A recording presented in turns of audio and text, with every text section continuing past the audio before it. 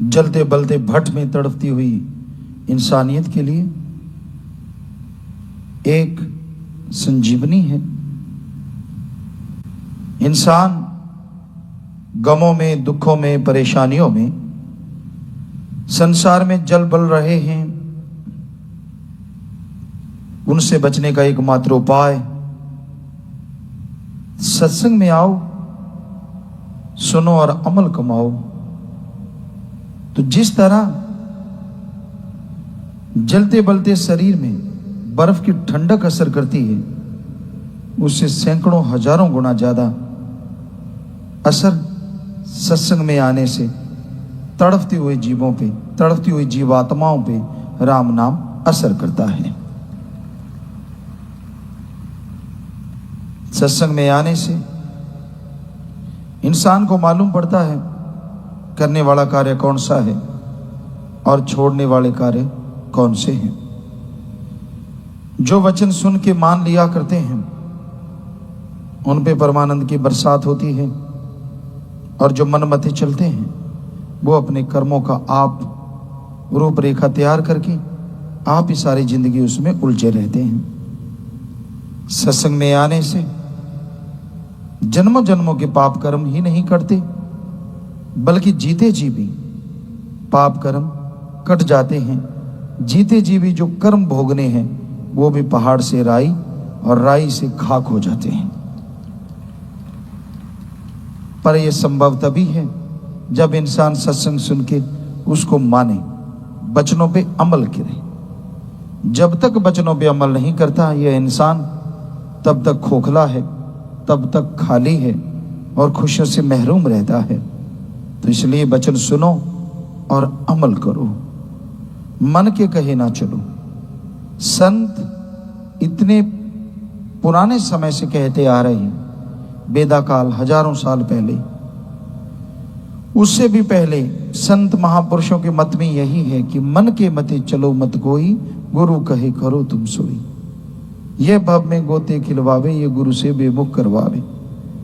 मन बड़ी बुरी बला है, ये इंसान को गुमराह करता है, और गुमराह भी ऐसा टिका के करता है कि आप मजाल हिल जाए।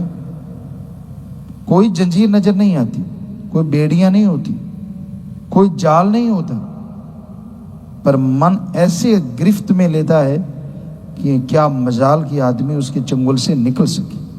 निकलने का एकमात्र उपाय होता है सत्संग, संतों के वचन और उन पे अमल। यही एकमात्र उपाय होता है जिससे आदमी मन के चंगुल से निकल सकता है। और जब इंसान यकीन छोड़ दे, सतगुरु मौला पे विश्वास ना रहे, सत्संग सुने ना सुने एक बराबर, हर समय मन की तार बजती रहे, तो समझ लीजिए मन उसका बेड़ा गर्क करने वाला है। फिर भी गुरुमति चल पड़े, गुरुमुख बन के रहे, तो हो सकता है मालिक उसके पाप कर्म फिर से काट दे। लेकिन इंसान अपने कर्मों का फल भोगता जरूर है। जैसे कर्म करता है वैसा भोगना होता है।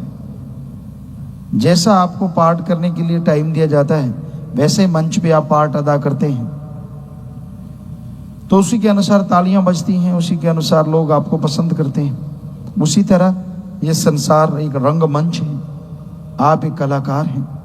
जैसी कला का प्रदर्शन आप करते हैं, लोगों से चुपके चुपके, सबसे छुपके बुरे बुरे कर्म करते रहते हैं, बुरी बुरी बात करते रहते हैं, निंदा चुगली बुराइयां, वो राम देख रहा है।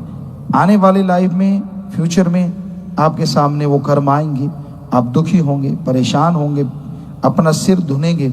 ये क्या हुआ? निगाह मारो, किसी की वजह से नहीं हुआ, आपके खुद की वजह से हुआ है। दद्दा दोष ना काहू दीजे, दोष कर्मा अपने यहाँ, जो मैं किया सो मैं पाया, दोष न दीजे अवर्जना।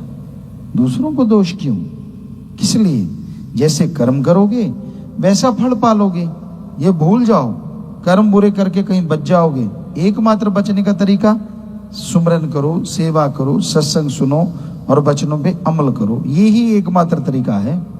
वरना जितना मर्जी जोर लगा लो, पंजाबी में गाना आया था, ना जा बरमे नु लेख जाणगे नाले। चाहे किसी ने वैसे ही कह दिया, लेकिन हकीकत है, जितना मर्जी जोर लगा लो जैसे कर्म करोगे भोगने तो एक दिन पड़ेंगे ही पड़ेंगे।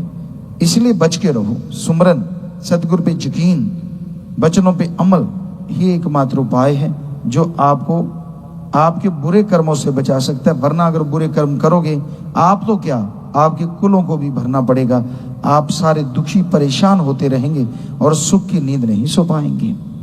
इसलिए बुरा कर्म सपने में भी, हकीकत में तो क्या करना है, सपने में भी आए तो उसका भी थोड़ा पश्चाताप करो, सुमरन करो कि मालिक ऐसा बुरा कर्म फिर से ना हो।